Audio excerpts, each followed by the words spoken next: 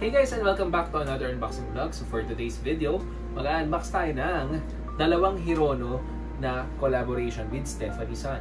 So wag na natin patagalin guys at buksan na natin sila. So mapapansin nyo guys, meron tayong dalawang klase. Isang naka-box at isang naka-blister. So itong blister natin ay abangan nyo sa ating YouTube Reels. At ito ngayon ang ating i-unbox, which is yung may malaking box.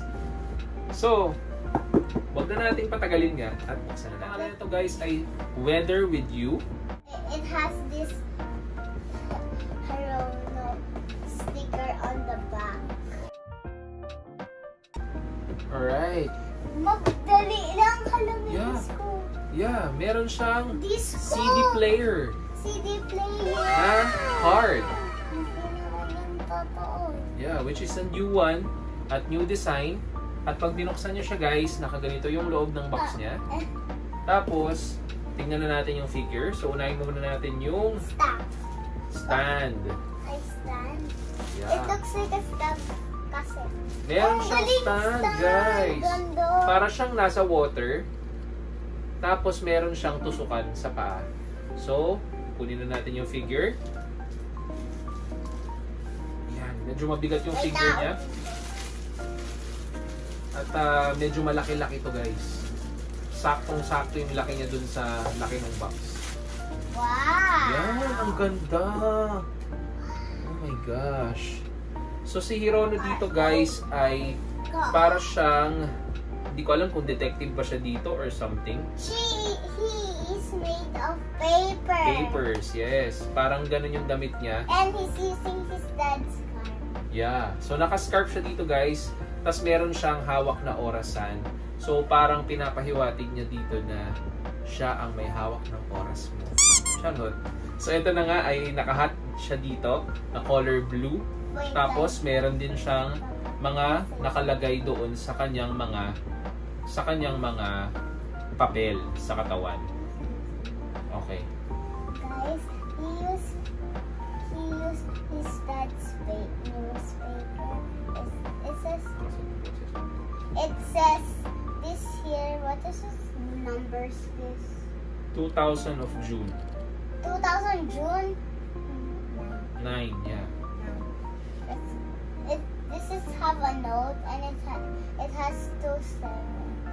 Or if you put 6 here, it's 67. Yeah, we will put it closer view. So yan po yung itsura niya guys. 67. Sa malapit, ito yung likod na part.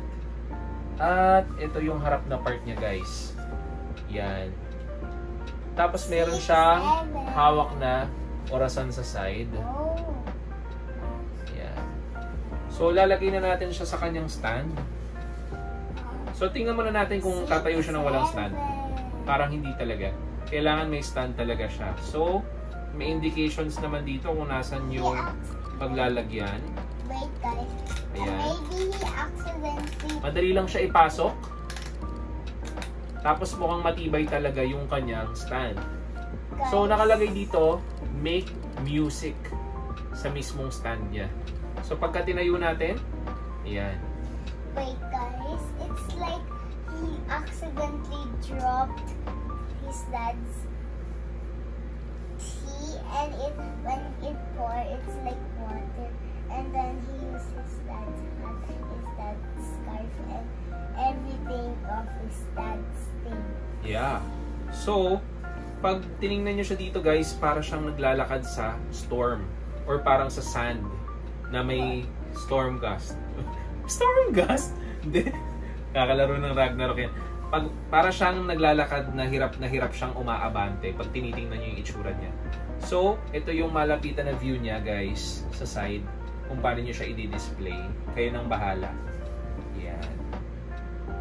So yun na nga guys, kung nagustuhan nyo ang ating unboxing video, huwag nyo kalimutan mag-like, subscribe, at mag-share ng ating YouTube channel. So paano guys? Bye-bye! Abangan nyo to sa Reels natin. Yun!